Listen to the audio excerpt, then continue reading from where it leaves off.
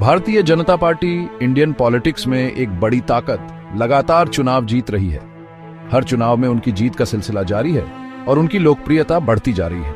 लेकिन इन जीतों के साथ स्कैम और पैसे के गलत इस्तेमाल के आरोप भी लगे हैं, जो पार्टी की छवि को धूमिल कर रहे हैं, जिससे ट्रांसपेरेंसी और जवाबदेही पर सवाल उठ रहे हैं। जनता के मन में संदेह पैदा हो रहा है।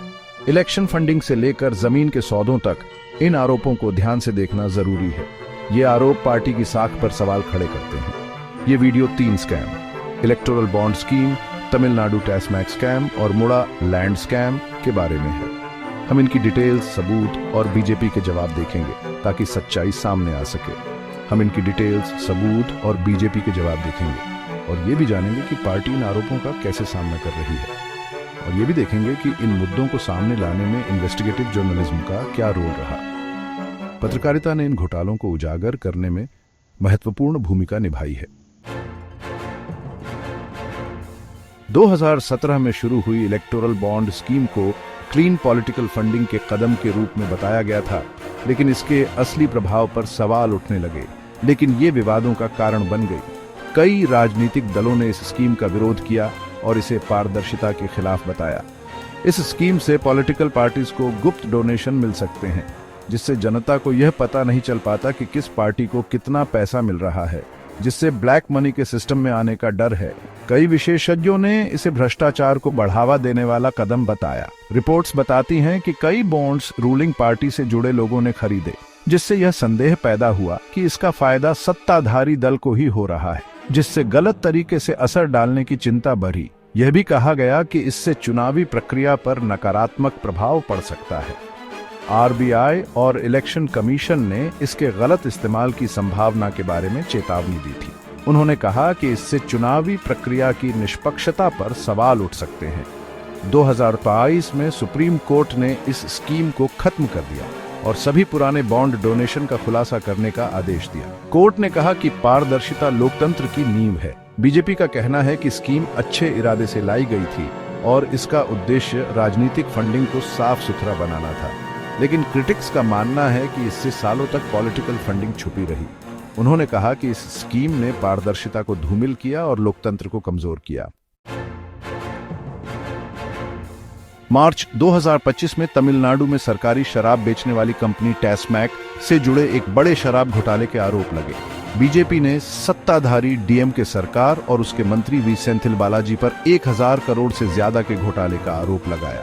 ईडी ने रेड की और जब्त किए गए दस्तावेजों में कथित तौर पर भ्रष्टाचार के सबूत मिले। बालाजी ने आरोपों को राजनीति से प्रेरित बताया, जबकि डीएमके ने बीजेपी पर बदले की राजनीति का आरोप लगाया। मामला जांच में है और दोनों तरफ से आरोप प्रत्यारोप और कानूनी लड़ाई जारी है। अक्टूबर 2024 में कर्नाटक में Mysore urban development authority (MUDA) से जुड़े एक जमीन घोटाले के आरोप लगे।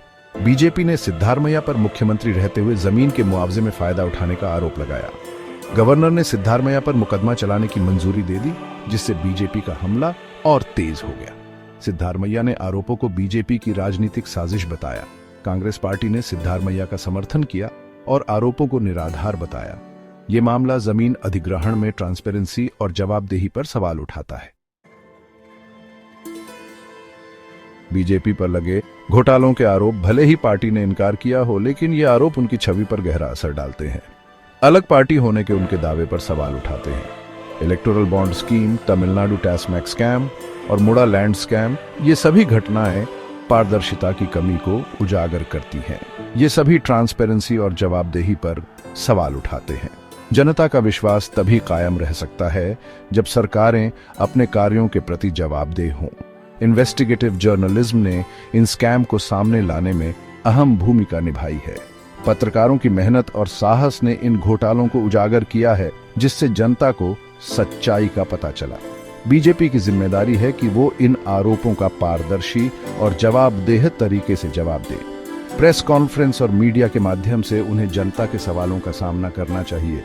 न्याय की तलाश कानून के राज को कायम रखने की प्रतिबद्धता से होनी चाहिए। न्यायपालिका का स्वतंत्र और निष्पक्ष होना अत्यंत आवश्यक है। तभी हम अपने लोकतंत्र को मजबूत बना सकते हैं। चुनावों में भागीदारी और वोटिंग के माध्यम से जनता अपनी आवाज उठा सकती है। और ये सुनिश्चित कर सकते हैं कि सत्ता के गलियारे जनता के प्रति जवाबदेह रहे। जनता की भागीदारी और जागरूकता ही लोकतंत्र की असली ताकत है।